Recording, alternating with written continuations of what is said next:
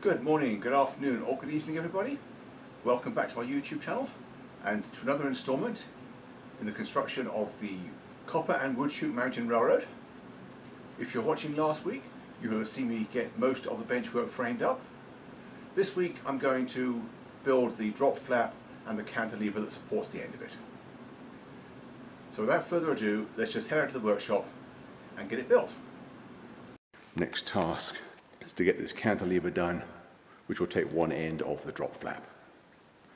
I don't have accurate dimensions for that.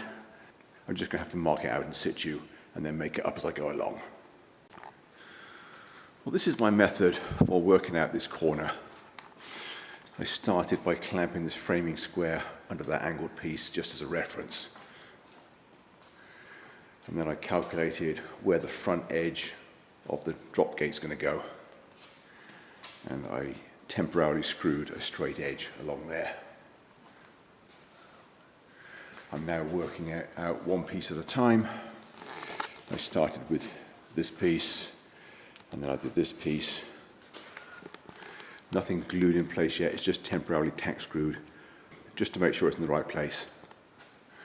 This one has to be cut shorter. If I've calculated correctly, this one is already the right length.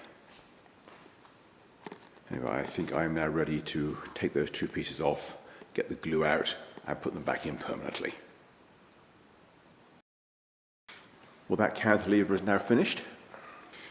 These two pieces at the end, that one and that one, I assembled those two together as a sub-assembly with both pieces longer than they needed to be.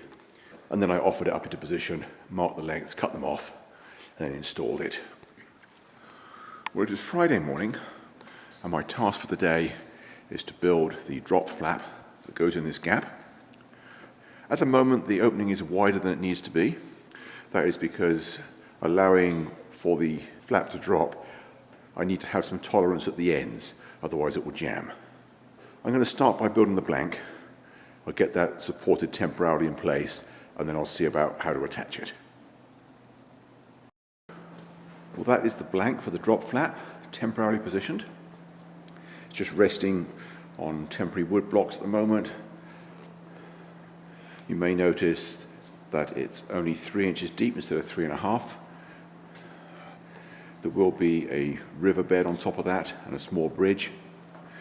And then the rest of the benchwork will get 2-inch risers. At the moment, this corner runs long because it's a lot easier to cut it off later than it is to add a piece. The next task is to build some brackets that connect with this end and go under this frame. I want to have the hinges set back quite a long way so that when it hinges down, it folds completely under the rigid benchwork out of the way, thus protecting any scenery on the drop flap from passing knees. Now I want to get the hinges back as far as I can without this end hitting the floor. So I'm going to aim to give myself about 1 inch or 1.5 inches of leeway, just so I have some tolerance.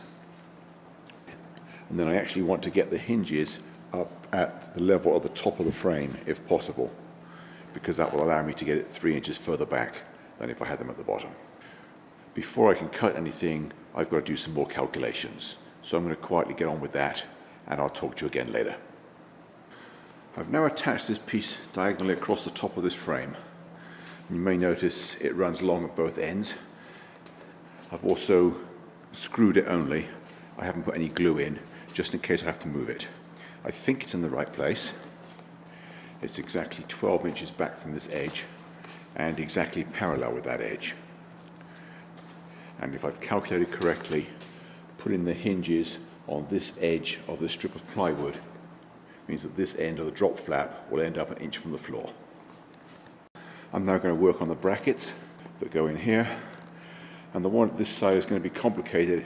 It needs to move further outwards because if I line it up with this main frame, it's going to hit here and the bottom of it is going to foul this member. So I'm going to have to move it outwards a little bit so that it can land here where there's plenty of room for the heel to fold up inside it. Not sure if I explained that very well. If I totally confused you, then just wait till it's done and compare my description with what I eventually build. Well, here are the brackets, mostly done. This one is complete except for a flange to hold the hinge. I'm going to put another piece of 3/4 inch plywood vertically that way so that it will hold the other end of the hinge as well. And I've got to lower this top heel by about 3/16 of an inch so that the hinge sits flush with the screws in the middle of the plywood. This one, you can see the jog that I put in it. I've still got to put the last L-shaped piece on the back to match the other side. So let me just get on with those modifications quickly and I'll be right back. I decided to redesign the arrangement of the hinges. The reason for that being that these screws are very small and easily stripped out. So I don't want to be detaching them and then having to reinstall them after assembly where I can barely see or reach. So instead, I have attached the hinges to these L-shaped blocks, which are currently just clamped to the diagonal piece. And then for reassembly, I can just hold those in place and put full-size drywall screws in. That'll be a lot easier and less prone to stripping the screws out.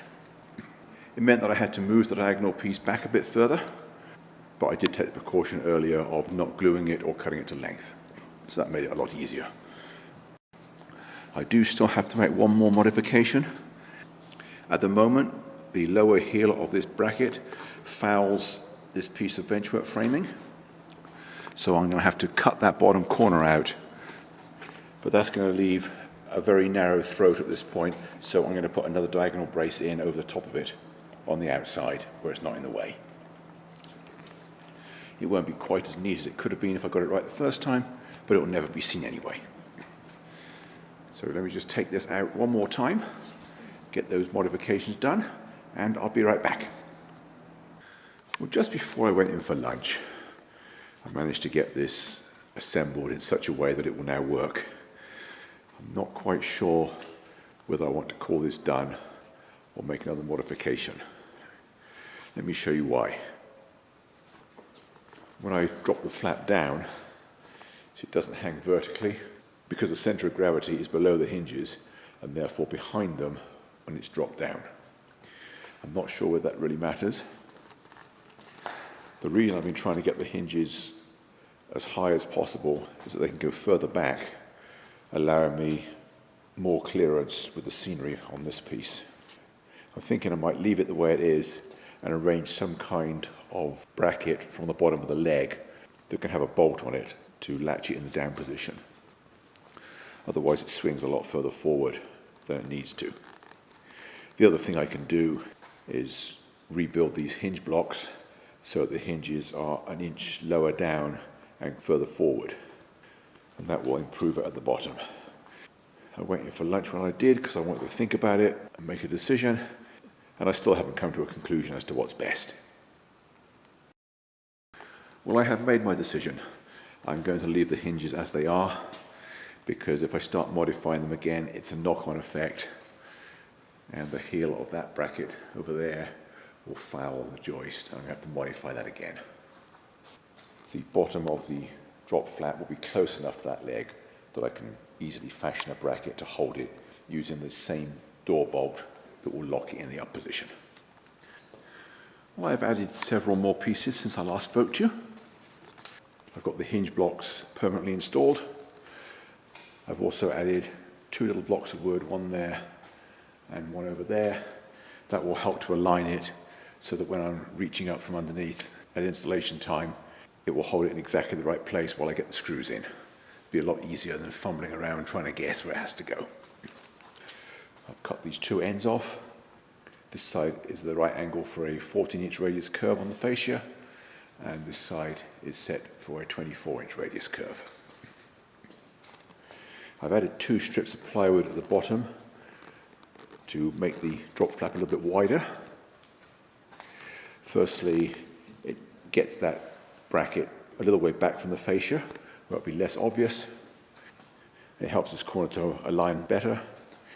And I went inside to check first, and there is several inches between the edge of the drop flap and the swing of the door, so I don't have to worry about it. Also at this end, I've got a turnbuckle which supports the end of it. Ultimately, I plan on putting a door bolt in there, but I don't have it in stock at the moment. I forgot to buy it when I went to Lowe's the other day. So right now it's just a wooden turnbuckle.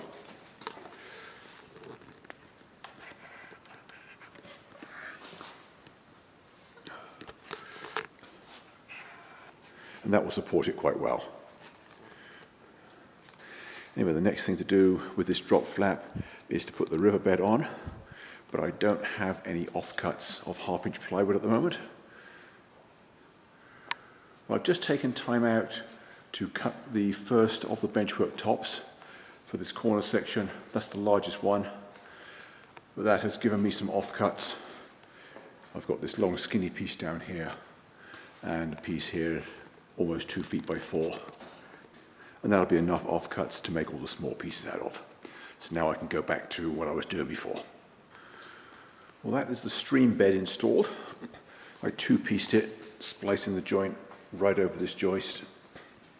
And that's going to be 2.5 inches below track level. So a scale 10 feet. I'm going to leave those clamps on for a bit, let the glue set up.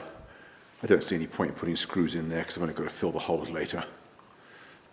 So while I'm waiting for that glue to set, I may as well go back to the far corner and work on some risers, start cutting those, gluing those in place as well.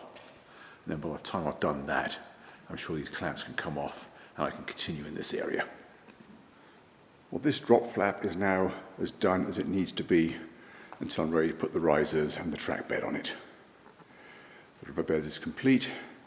I've got all the formers I need for the fascia, and it works well. Let me just put it down quickly.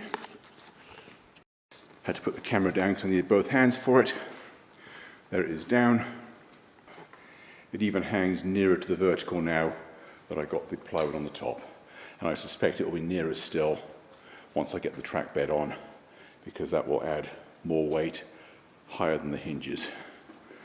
So in front of the hinges when it's down. And even as it is, the bottom corner is at least 8 inches back from the edge, so I'm okay. I'm glad I decided not to spend time modifying it, moving the hinges again.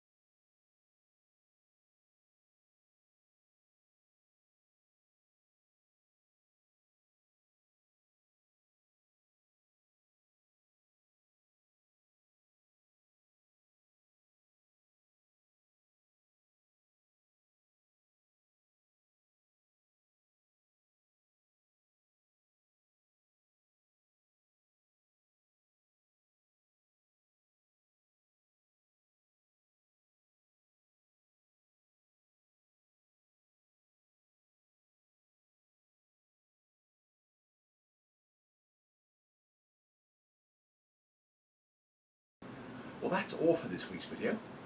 Hope you enjoyed the presentation, found it useful or interesting or both, and I hope to see you back next week when I will continue where I left off. I will get all the risers in and the sub-road bed installed, the corner formers to hold the fascia, and all sorts of good stuff like that. So until next week, thanks for watching, and bye for now.